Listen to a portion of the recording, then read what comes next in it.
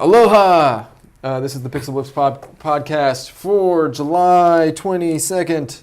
PixelBlips podcast bringing you the news, opinions, and about video gaming, the culture of video games, video game development, all that other stuff. Everything's wonderful. Everything's under the hat. Today we're going to talk about how much super sales actually cost to the value of a game.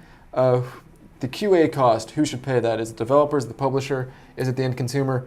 If we get to it, we'll actually poke at what's coming out at the end of the year, what we're looking forward to. But first, what are you playing, Dave? Well, as we talked last week, Steam was having their summer sale, and I think it's still going on until maybe today, possibly tomorrow.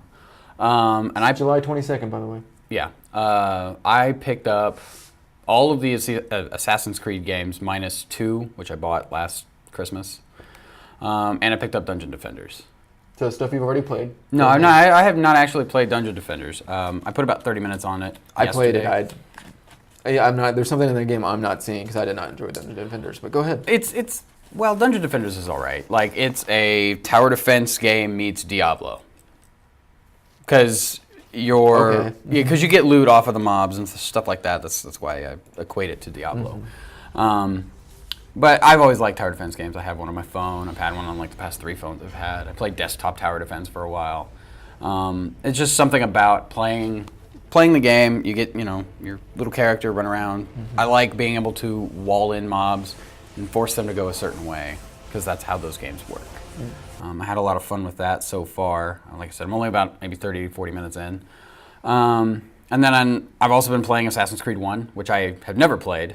I think I got it for like $5 or $4. Yeah, Assassin's Creed 1 is the only one I've played, and you didn't like it. I did not like it, and it's not that I didn't like it. It looked great, it played well, but the repetitiveness and the objectives is what eventually got me. That's my big thing. Like every time you go to a new city, you wind up having to find the Assassin's Bureau, which is fine. That makes sense, but it's the same little room, same 2 rooms. And then it's always, okay, now you got to go do, 1, 2, or 3, or however many interrogation missions or pickpocket missions or whatever. And it's good for the start of a series, I think. It has a lot of the core things that are later in the game where you're running around, you're jumping, you're, stabbing people in the face with your hidden blade and all that. But yeah, there's a lot of, like, I don't know what you'd say, but there's a lot of issues with the way the game, not so much plays, but the way the game flows. Mm-hmm. However, there are some, because I'm playing on my laptop on the PC version, there's some weird issues that kind of bug me. There's no way to actually exit the game. You can go back to the menu, but there's no exit program. So you have to control it, delete. You have to give it the 3-finger salute and then close in process. Well, because it's a console game that was ported over the PC.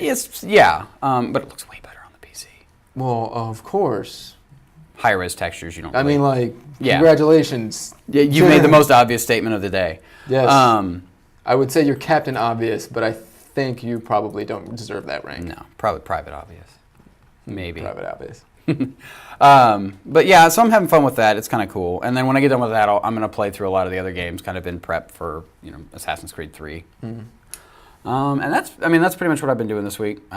Just kind of messing around with that, seeing what Dungeon Defenders is about. I've been wanting to play it for a while. There's a bunch of guys I've played with online. They play that, so and they had a lot of fun with it. So I'll see what it's all about. I think I got it for Dungeon Defenders for $3, $4 on the Steam sale. So I've been playing Dyad, which everyone should go play Dyad. Dyad is impossible to describe based on the fact that there's just nothing out there like it. I mean, you're in a tube. And, it's a tube shooter. Well, yeah, you're in a tube. It's kind of like Tempest, where you go around the perimeter of the tube, and you latch on to these glowing dots and then slingshot yourself past them. And it's kind of a racing game to see how fast you can get through this tube, but there's a lot of other stuff to go with it.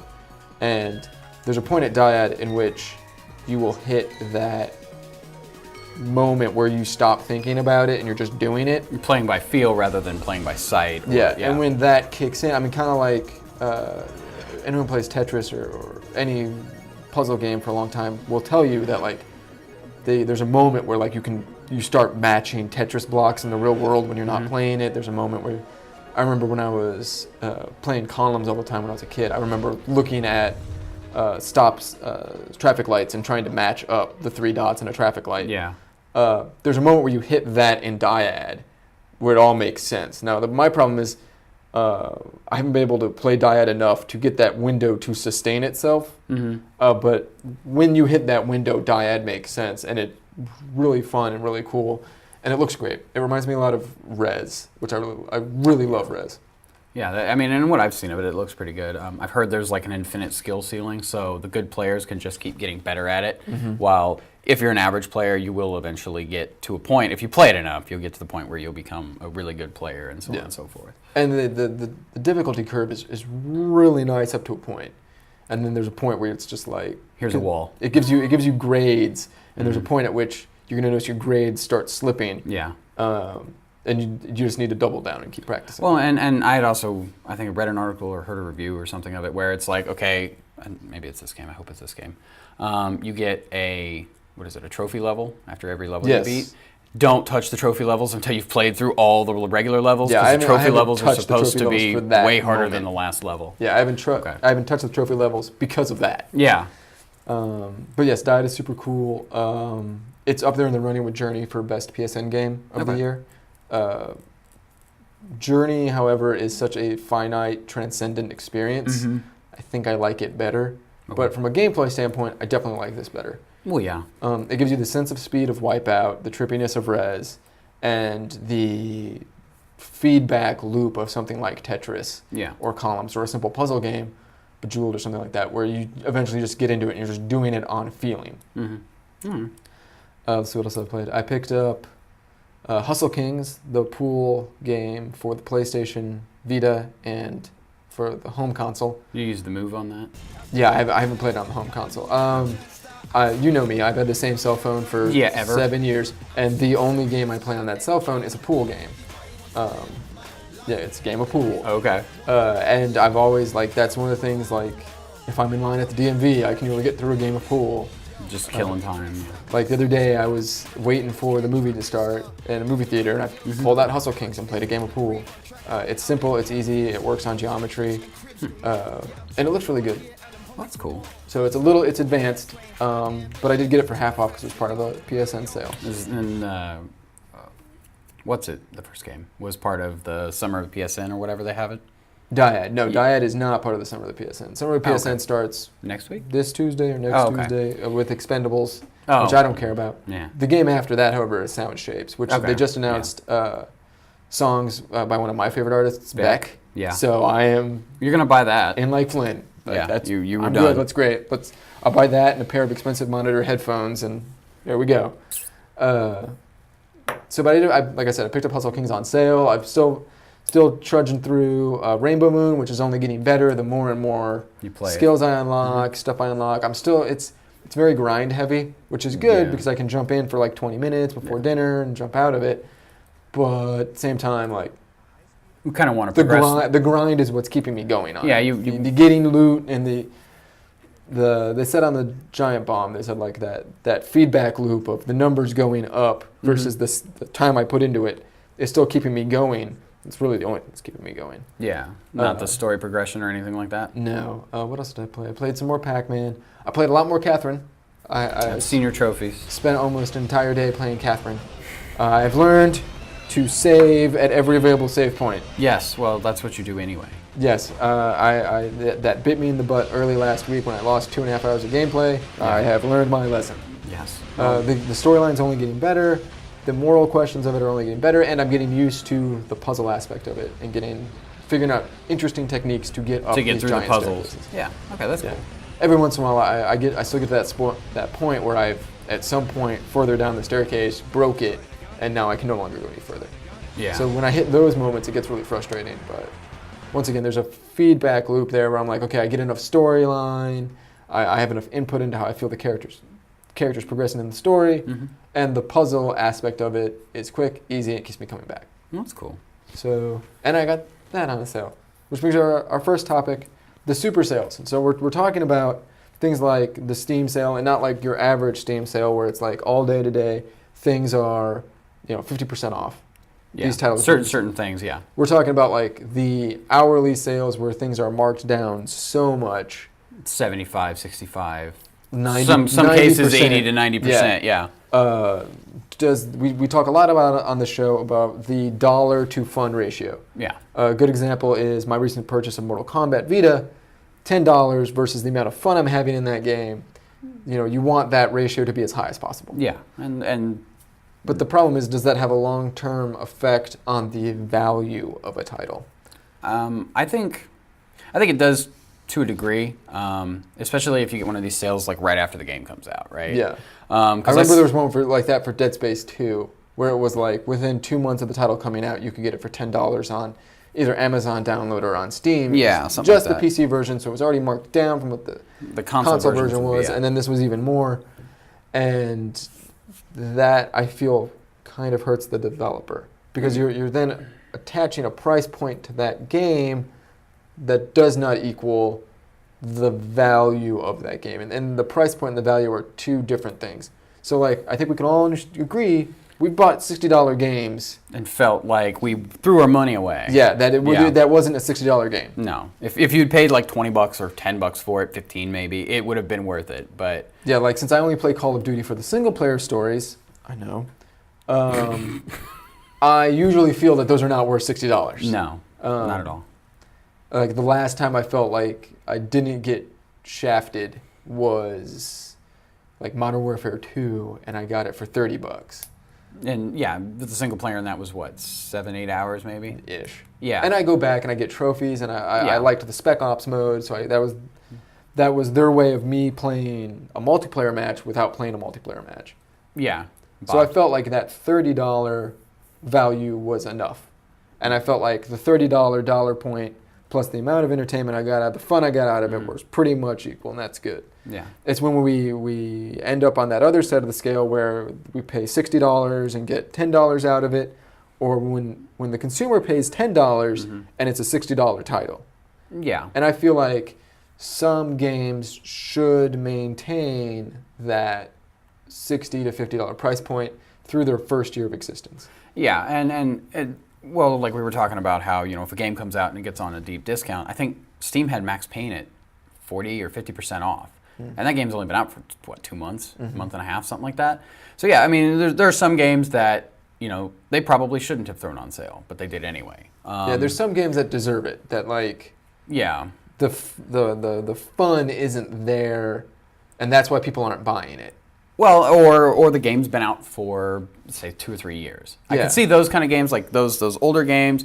People will, you know, say, oh, well, it's nothing like blah blah blah blah blah, but you know, you don't know because you never played it. Well, you pick it up for $5 and you're like, oh yeah, it is. This game is a lot like whatever. I don't know. I know some people who will just sit. They'll be like, oh, you know, I'll buy that game when it goes on sale on Steam in 2 months or 3 months or whatever, and they'll wait that long to buy the game, and they'll miss out on all the initial experience. They'll have to like do have to be real careful with what they look at as far as spoilers and whatnot. But I think, you know, to a degree, yeah, those sales do hurt And when the value of games. they don't hurt the consumer. They're very No, they don't hurt the consumer at all. They hurt the developer and the The publishers more than they hurt the consumer. Because when you're looking, let's say, let's take Dead Space 2, which is a good game. Everyone should play Dead Space 2. It has a tacked-on multiplayer mode that's not my favorite part of that game. My favorite part of that game is when you almost stab yourself in the eye over and over again. But it's a very good game. It's maybe not as good as the first one. It's good, but for different reasons. It's more action-oriented, but there's still some scares in it. Yeah. The initial audience for that game was the initial audience for the original game, which wasn't that big to begin with. It deserved a sequel. It deserves the threequel that's coming out. But it didn't do gangbusters when it came out. No. It came out.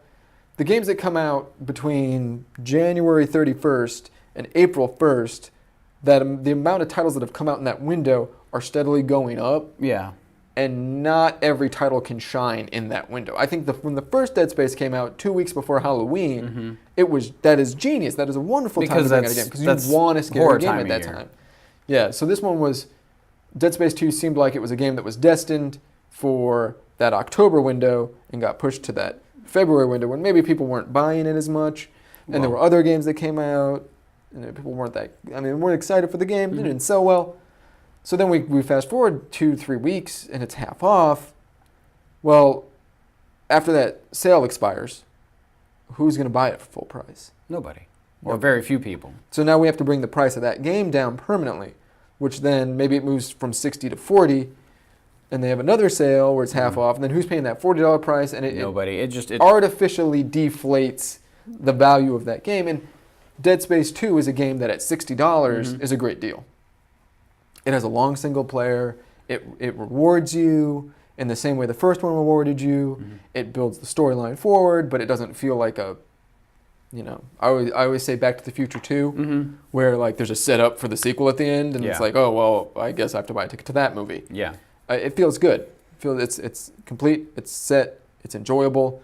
You don't have to play the first one, pick up this one. This one's different enough from the first one. You don't feel like it's a rehash. Yeah. That game should be a $60 game when you buy it.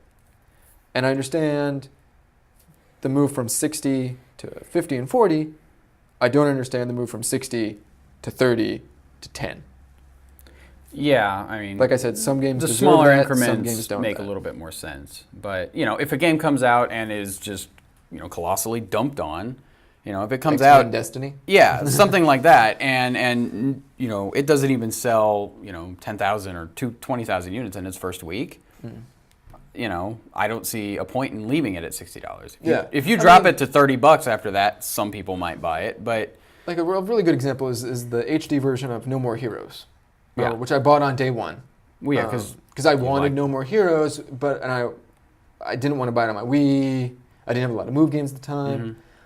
And Amazon had a deal where you bought it and basically got $10 off the $40 price tag for $30. Yeah. I didn't play it that often. It's in my to-do pile. I'm going to go back to it. What I played of it I liked, but other stuff came out. Yeah. But that title was already released on another system. Isn't one of the best PlayStation Move games. So it's a port, basically. Yeah, it's a port. It doesn't really deserve the $40 price tag. But the $30 price tag is a sweet spot. Yeah. So we're not talking about that sale. No, we're talking about the... There are times when I feel like the the people putting on the sales, the stores, are doing it at the detriment of the publisher, at the detriment of the developer, only for them. Maybe. Like it looks good for Steam to have a blog post that says get these Dead 10 Space games 2 90% off on Steam today. Yeah, for the next 8 hours or whatever. Yeah, it looks good for Steam. It looks good for Amazon digital download. But at the same time, it hurts the value of those games in the long run. Yeah, if you can get it for $20 today, why would you pay $40 for it later? When they do it at retail, it really hurts the resale value of the game. Like I said, I just bought Mod Nation Racers for the Vita for $10 and Mortal Kombat for the Vita for $10, which are both games. I don't resell my games. I'm a big collector. But they're both games that are good, that have resellability. They don't have an online pass that you need to renew. Yeah. But GameStop will no longer take them back for $10. No, take them back you'll for get like $5 $3 or $4 for it. Yeah, and the people that paid $40 for those titles, or $30 in probably the case of only Mod got Nation. like maybe 10 if they were lucky. Well, now they're only going to get 5. So yeah, they won't even the get that. resale value. So the people that do trade in games, that do resell games, are hurt. Yeah. The only people that end out on top are the people selling the shops. Yeah, the shops that are reselling the used copies. Yeah, and the front end consumer, the first consumer. Yeah, the guy who bought it first. So that's less of a problem with digital downloads, but yeah, because you can't. As far as I know, there's no way to give Steam games back. There's no way to do Origin games or Amazon download games back. But for or a with digital good old download games. like Max Payne. Yeah. I might buy Max Payne at $60, but when it's on a Steam sale for $30, I'm not going to buy it for $60. No, you'd I'm buy going it to for wait $30. until the PS3 version of it comes down to that price. Yeah. And that's why I bought, Dungeon Defenders for, I think I bought it with all its DLC for less than what the game cost. I think the game's like $15 or $20, and I think I bought it for like less than $15. I think it was like $12 or $13 with all the DLC. Yeah. So all the new characters, all the new missions and stuff. I mean, that's another problem. We're getting into this weird spot with digital downloads where it's who gets the cost, because it's not you're not producing a product anymore. It's very virtual, very ephemeral. And this kind of came to light for our next subject this past week with Fez. So 2 things that I didn't know before this broke. One, I didn't know that Fez, the developers of Fez, Polytron, paid Microsoft for exclusivity. They paid for it? They paid for it. You would think it would be the other way around. You would, but the reason they paid for it is because they get more higher viewership on the dashboard. Yeah, that's true. That makes Microsoft sense. behind it, all this stuff. Yeah. So they paid for that exclusivity, That's a and lot. then they released a patch That patch broke the game. for like 1% of the for a small portion of the For users. 4%, yeah. So they not all pulled of the them. patch. Well, then they were going to repatch it, but Microsoft says it's 10 grand of a fee, I think. To put out another patch for your game. Yeah, and for a small developer like Polytron, That's not going to work. It's not They gonna can't. be great. They didn't get the sales to do that. I don't think because Yes. Fez is such a weird niche game. well, I mean, they got $1 million from people, according to one article, and I think well, yeah, but still. I think there's a point to be made that if I buy a game from you Mm-hmm. and it's broken, and you have a duty to release a patch that can fix it, especially if you've already developed that patch. That's what I thought with what was that? Kingdoms of Amalur Reckoning. I hit a game-breaking bug like 2/3 of the way through the game, and I stopped playing because I thought, oh well, they're gonna throw a patch out here in the next couple months, and then the developer went under. But Yeah. if they had not gone under, I would have expected some sort of patch eventually to Yeah. fix that. So either I can keep my save and it's fine, or I have to start a new character, which I didn't want to do. Yeah, in this world where we're basically large-scale beta testing some titles, and it seems to we're happen. large-scale beta testing a lot of Well, games it seems now. to It's happen not more just often some. in the digital download space Yeah, it than does. in the retail space. And a lot more on the PC as well. But those patches are easier to throw out because they don't, most of the time on a PC game, the developers and the publishers are working closer together, and they don't really need to go through Sony or Microsoft or Steam to do the patch. Yeah. And Steam's pretty, from what I understand, pretty loose with that kind of stuff anyway. They're like, oh, you need to patch your game? Yeah, cool, go ahead. We'll throw it up, and everybody who's got Steam will get it in a day or two. Yeah. So I mean, it comes back on what entity, the publisher, developer, platform holder, is responsible for that QA and release cost. Oh, I think the developers are responsible for the QA, right? Like they need to make sure that. But the different thing is like, I know Monkey Paw has brought this up a lot, is they want to release PS2 games in their import store. The problem is a lot of these import games were never QA'd for the American market. No. So, and there's apparently not a lot of people doing PS2 game QA anymore. Well, no, they won't do that because that's not a current system. It's last generation system and so on and so forth. But, and if that's something that they want, if they want to bring those games out and whatnot, then they're going to have to foot the cost for that. And, new games, the developers and publishers are going to have to foot the cost for at least a good chunk of the QA. They need to make sure that game is playable end to end. It doesn't break 85% of the way through. So when they're responsible for that cost, and then also responsible to the fee to the platform holder, in this case Microsoft. I think the platform holders, if they want exclusivity for a month, 2 months, 3 months, whatever, they should throw some money at the developer and be like, hey, we're going to help you figure out how to make this run pristinely on our system or whatever, and we're going to help you figure out any technical issues that you may have. They should at least throw some help, if not some money, to fund said help. But yeah, I think first and foremost, the developers need to. You buy Fez for $10 or whatever. 15. We'll say 15 because I'm going to do a math thing. It'll make it real easy. Oh, math. We'll say $15. You would think 5 of that goes to Microsoft for Probably putting it up on their store. Yeah. 5 of that goes to whatever publisher Polytron went through. Yeah. And the remainder goes to Polytron. That's not the case. No. Apparently, a large chunk of that money goes to Microsoft in either the outright purchasing of that or in this exclusivity deal that Polytron paid for and all this patch stuff that Polytron pays for. And then we get the publisher, and then we get Polytron's cut of it. And it's like these. I mean, like Phil Fish, I disagree with Phil Fish on a lot of things. Yeah. And he's a person that I don't mind that this is happening to. But at the same time, I do mind that this is happening. To anybody in general. Yeah. Yeah. Like, I want, like, Monkey Paw has talked about, they want to bring the Legend of the Mystical Ninja Goemon game that came out on the PS2. They want to bring that to Western audiences. Yeah. There's only, like, 3 shops in Brazil that are doing QA for that title. I think, you know, if it's on the download store, that needs to be QA'd at Sony's QA place, the same place everything else is QA'd. Well, yeah, and you know, those guys, they need to make sure that it's going to come out with no issues. Like, Sony and Microsoft have the reputations no on the line. issues like the end Not, all yeah, be all. they We're don't need to saying, be like, perfect, but 90% no issues. Like, I don't want to load up a game and have my system crash. yeah, that kind of stuff. Like, within reasonable... Yeah, I'm not expecting something to come out Amy and be came out. perfect. Remember Amy? Yeah. Like, there was huge bugs in that game. Yeah, things that should have been fixed, but weren't. It ended up being patched. Everyone was very sorry about it. Yeah.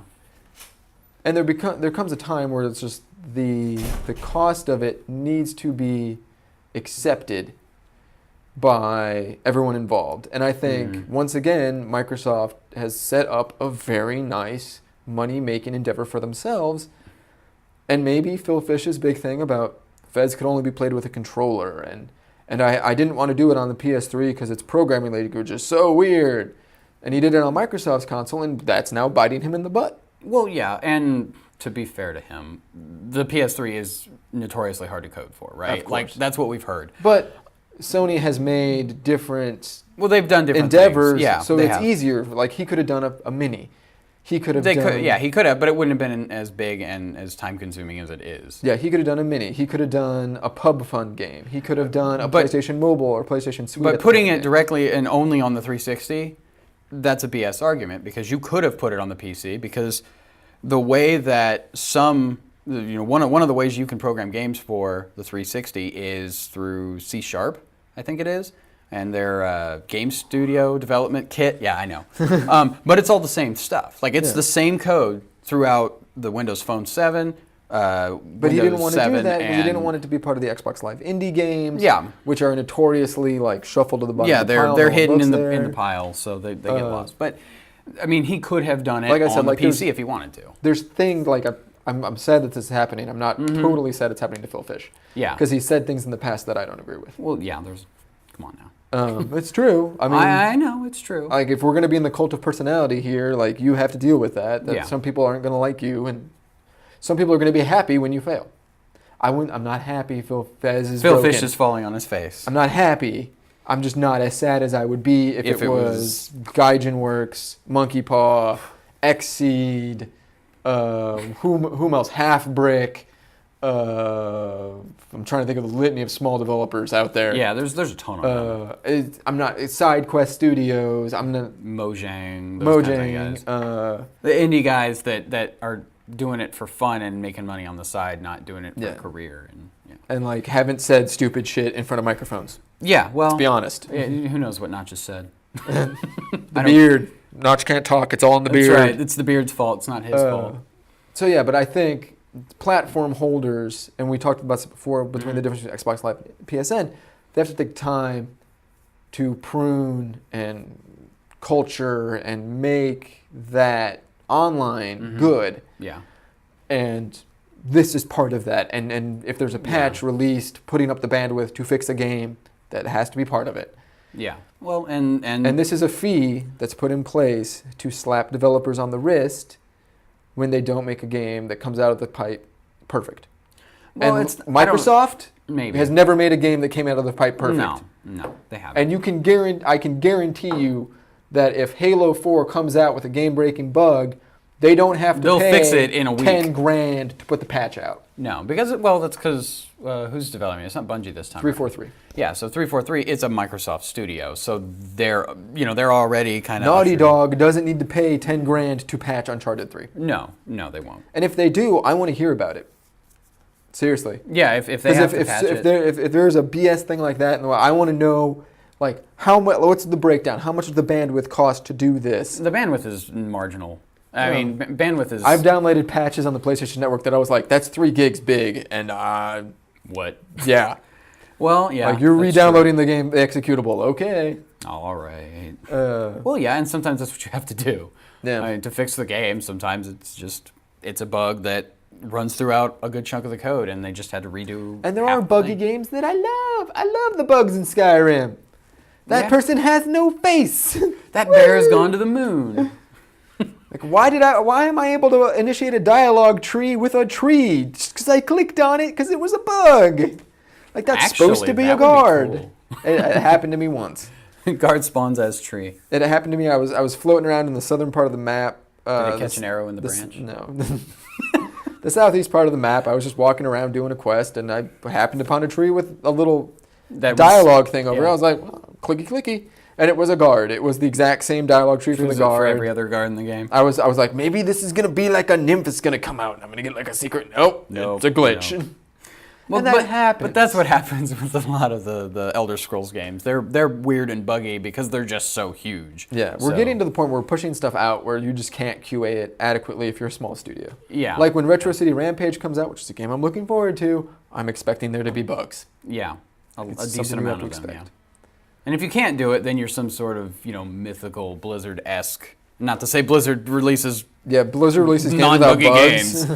But a lot of their games, at least in the first 6 or 7 hours, are highly polished. They play really well. They've got it down to where it's as fun as it can possibly be on release. So we're getting close to the end of that time here. So we're also getting close. The summer doldrums haven't been as doldrummy as they've normally been. Yeah. But what are you looking forward to in the fall? I'm not really looking forward to a lot. I am looking forward to Assassin's Creed and Liberation, assuming I get a Vita before the end of the year. Hint, hint, Santa Claus? Yeah, no. But I'm also looking forward to Darksiders 2. Just the whole lore, the whole story and lore behind those two games, Darksiders and Darksiders 2, look really good. And, who doesn't like the Four Horsemen? Come on. Yeah, I understand. It's I got halfway through Darksiders 1 and it's still in my to-play pile. Well, it's Legend of Zelda that's better than Zelda. Don't say that. But it is. Nothing's better than Nintendo games. If you say that, they'll get mad at us on the interwebs. So anyway, what I'm looking forward to, I didn't expect to say this, but I'm looking forward to Call of Duty Black Ops 2. COD Blops 2. I didn't like COD Blops 1. I thought the storyline was interesting, but it kind of fell apart at the end. Yeah. This one looks interesting enough, and it has Trent Reznor attached, so... Yeah. You've sold me, not for $60, but I will wait until I see it for $40. Let's see, what else am I looking for? A Dawn Guard is going to happen for everyone but Xbox at some point in the future. It'll happen for the PC first. Part of those exclusivity deals is that they can't tell you when, but it's going to happen. It's going to happen. I imagine the PS3 and the PC will drop on the same day. I imagine it's just ready and waiting. Maybe. What else? There's stupid fun games coming out before the end of the year that I'm looking forward to. I'm looking forward to more stuff on my Vita. I'm looking forward to Liberation, almost more so than Assassin's Creed 3. I'm going to pick up Assassin's Creed 3. Hopefully Liberation comes as a package deal with it so that I don't have to spend a lot of money. But don't think you're going to... I haven't seen anything on they don't buy 3, get They're not going to Liberation announce it this also. far out, but it's not going to be buy 3, get Liberation. Free, it might be you get it for like $80. Buy both games for $80. Yeah, that kind of thing would be cool. And I'm kind of hoping that they'll have a Vita pack, which I think we've heard that they're going to have a Vita pack.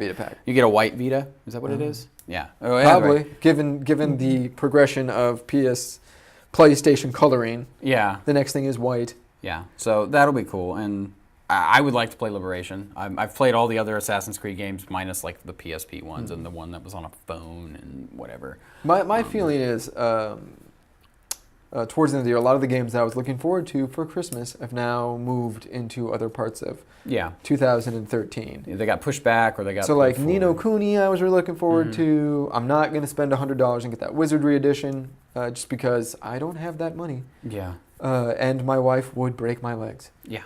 Or hands. But Dead Space 3's moved into that area. Tomb Raider's moved into that area. A lot of games got pushed into next year. I am looking forward to the new Ratchet & Clank because I do love all Ratchet & Clanks. What is it called? Full Frontal? Full Frontal Assault or something? There's a Quark Tower Defense game that I heard of. So that might be kind of fun to Quark and Tower Defense. Bingo. Yeah, you don't like Dungeon Defenders. Because I didn't like how it was set up. It's going to be set up. No, whatever. I mean... Ratchet & Clank plus Tower Defense is basically Dungeon Defenders in my mind. But it didn't melt my butter. No. My butter's not melted. Well, okay, that's fine. At some point between now and the end of the year, I think September, the $150 Street Fighter Anniversary Edition comes out. I saw that and I want it so bad, but I don't want to drop $150 on it. I'm selling plasma to buy it. I don't care. I'm a big enough Street Fighter fan. Good. And does it come with a fight stick, or is it just all the games and stuff? All the games and stuff. Resident Evil 6 looks interesting enough that I might pick it up. Not a big fan of Resident Evil. There's just nothing this year like last year with Uncharted 3, Resistance 3, and Mm. Skyrim, where I was like, those are the titles three games that I must want own right now. day one. Yeah.